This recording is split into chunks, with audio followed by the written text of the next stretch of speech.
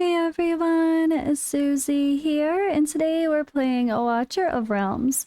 For today's video, we have another massive wall of text, aka dev insights to go over. I'll read it so you don't have to.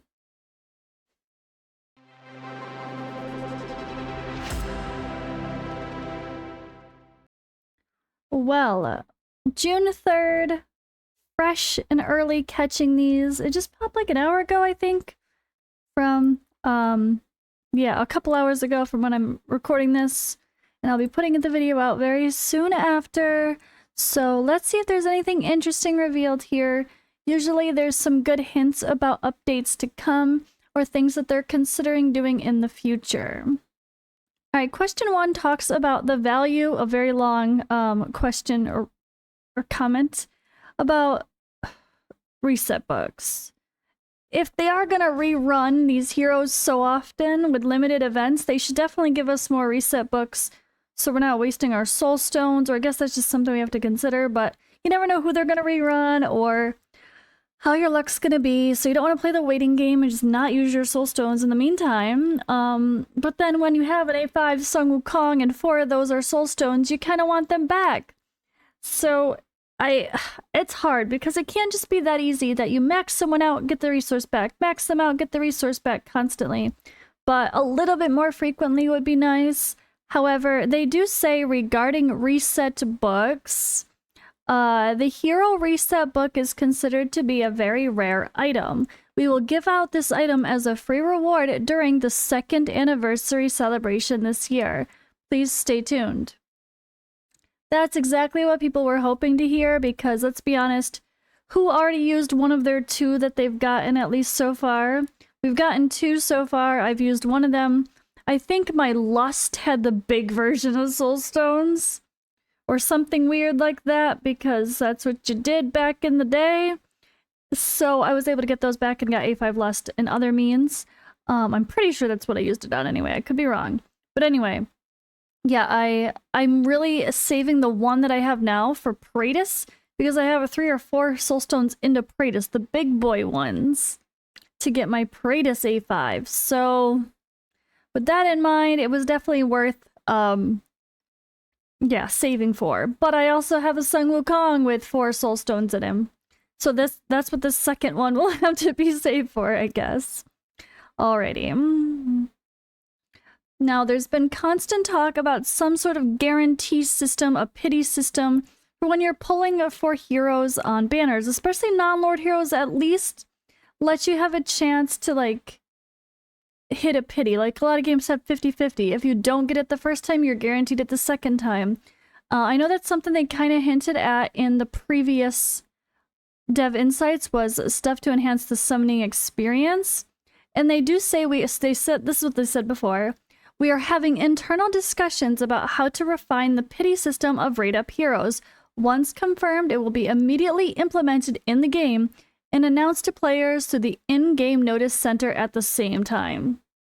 So this could be any time now. Like, if they've decided on a course of action that they're going to see how it flows, they could just roll with it. And that could be any time. So incoming refinements to the pity system of rate-up heroes, it's happening. Exactly how are they gonna do it? That's what we have to wait and find out. I have directly given my opinion on what they would do. What would be not quite good enough? It'd be nice, but not quite good enough. Are they gonna get some negative comments? They do it a certain way versus another way. I've given them a lot of feedback behind the scenes, so don't worry guys, I hear you. I'm with you. I pulled almost 2,000 summons for Sun Wukong, and I only got 1 extra copy besides the 2 that were the guarantees from the 2 events. 1. And those were like guaranteed cheap, like pull 1 summon and just get a hero that didn't even count for a pity. So I pulled like 1 real Sun Wukong and 2,000 summons. So I hear you guys, and there's no such thing as CC luck. That proves it. Okay. Alright, still lots of comments about gear plans and sorting through so many of them.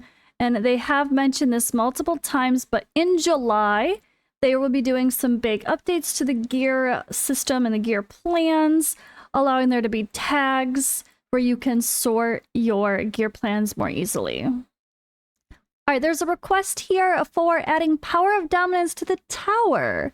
So having to do the harder stages manually also really suck. You know, it's like, it's fun that there's this new thing, but once you've done it once, you kind of don't want to have to do it again. You want to hit that auto and walk away when you've already done it. It's not a new challenge. It's boring. Don't make us do it again. They do reply saying, we will add feature to save gear stats in July's version of the updates in order to solve the issue of repetitive challenges.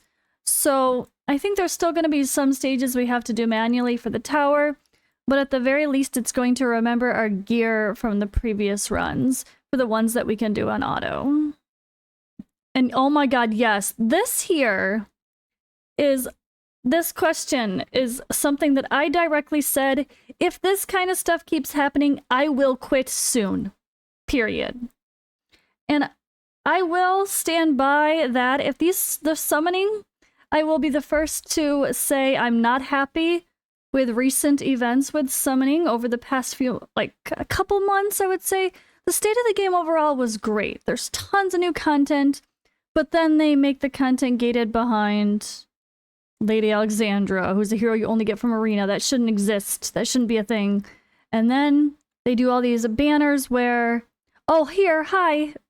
By the way, there's a limited event coming in a week, or no notice at all. Less than a week.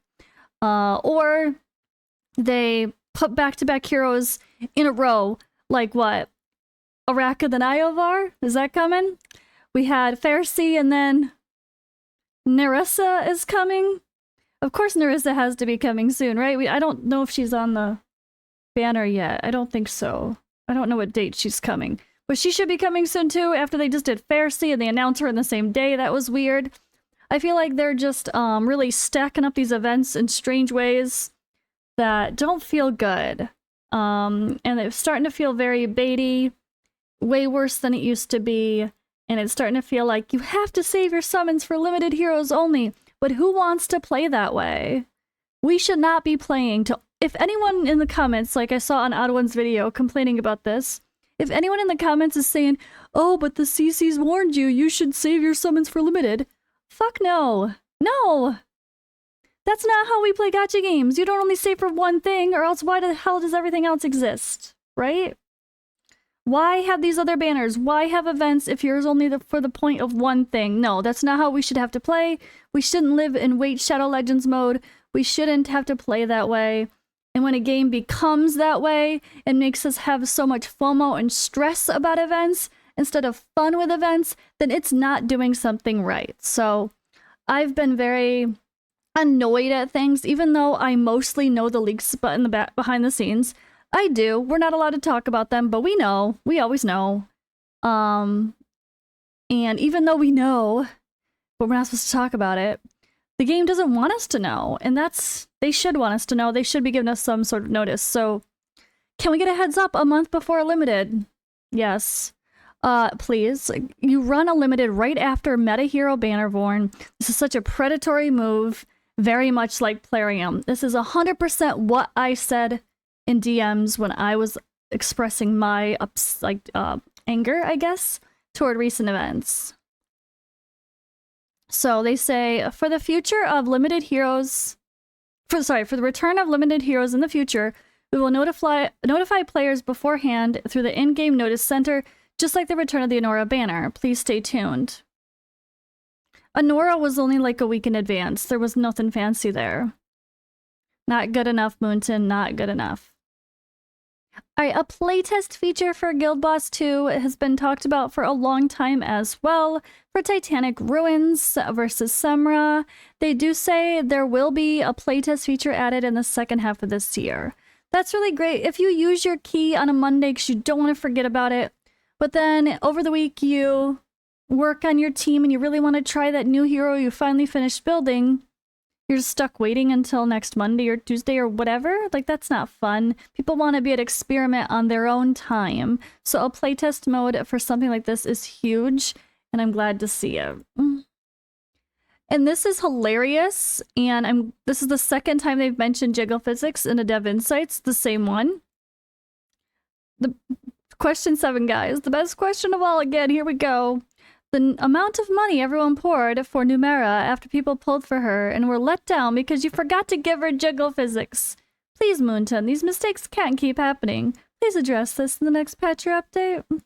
The girl has gigantic boobas and they don't jiggle. If you're gonna go the way the rest of the characters look, she definitely should jiggle.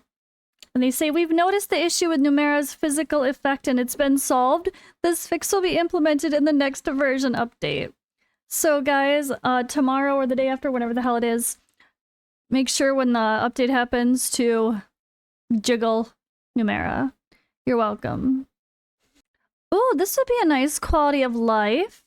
So please add an option in the summoning portal for auto-selling rare heroes. You just automatically get your diamonds back immediately after they're pulled. That would be huge quality of life.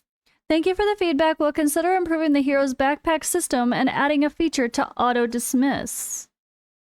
Okay, this is an interesting Dev Insights. I like the comments for the most part, and they're definitely hearing our concerns at the very least. Another comment here talking about you should list confirmed banners and dates ahead of time. That way people, you know, are not searching for leaks. Like we're saying, now it's just looking for leaks and speculation, trying to find out what's happening because players are stressed about summoning, not having fun summoning. They do say, like, our plan to arrange the return of limited heroes is once per 1.5 to 2 months. However, the schedule is subject to change based on the various situational requirements. Please stay tuned to our Notify Center for the latest info. I guess this 1 to 2 months is like a 1.5 to 2 months is a general idea. But if there's a specific holiday or like the anniversary or whatever, they ramp it up more often maybe? I don't know, but it definitely got a little too much. All right, and then here, the next question talking about a mass enhancement, not enchantment.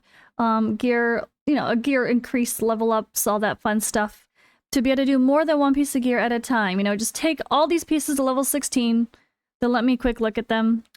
They do say, we are currently making a batch enhancement system. Enchantment enhancement? It's not enchantment. I'm questioning everything, it's fine. And it's expected to be implemented in the second half of this year. Alright, in live arena, so when you've lost a round, the lost round announcement comes and hinders your action for hero placement. Oh gosh, for the next round? I didn't even notice. I haven't done it since it came out, which was so fun, but then I forget about it existing. It's fine. They say, we're currently addressing the issue regarding the pop-up windows in live arena. This situation will be improved in the upcoming versions. Back on the topic of those limited heroes, people were not happy to see Wukong before Kagiri. Kagiri did come out before Wukong, so it was weird that they did Sun Wukong sooner. And Kagiri is so important for the boss content, even more so than Sun Wukong, which is true if you can get at least an A3 Kagiri, otherwise he sucks. They say we already have plans to bring back the Kagiri banner. But this does not mean it's next, it just means it's on their radar. So, could it be next? Yeah. Could it be in 2 or 3 or 4? Could they know their next? This doesn't have to mean anything at the end of the day though, remember? Like, we assumed that Sun Wukong was coming because we already knew that the Chinese banners had it too. And if it wasn't for the Chinese banner having it too, I wouldn't have assumed it was the next one. But then once China had it and they mentioned it in Dev Insights, it was a little bit more certain that that was the case, regardless of leakers or not. Alright, there's quite a long list of suggestions here regarding Apex Arena. It's a pretty good comment here, so if you want to pause and read it, I'll scroll through it, but I'm not going to read this big one. Sorry, I read it so you don't have to, making you read it. But what's more important is their answer. That's why I sometimes skip the detailed of the comment. It's more about what do they reply. They say the Apex Overlord is being scheduled to expand. and players' experience will be improved in the future. Please wait patiently while we develop it. So it's not ready to be expanded. They're in the process of changing some things related to Apex Arena, and the amount of spots, it sounds like, will be expanded. That's really good to hear. All right, and that kind of covers everything besides what's been mentioned in all the recent ones too. Just, yeah, gear plans, saving gear features and multiple content, the same old, same old. That was a pretty interesting one, guys. Let me know what you think in the comments below. Thank you for watching, and I will see you in the next one.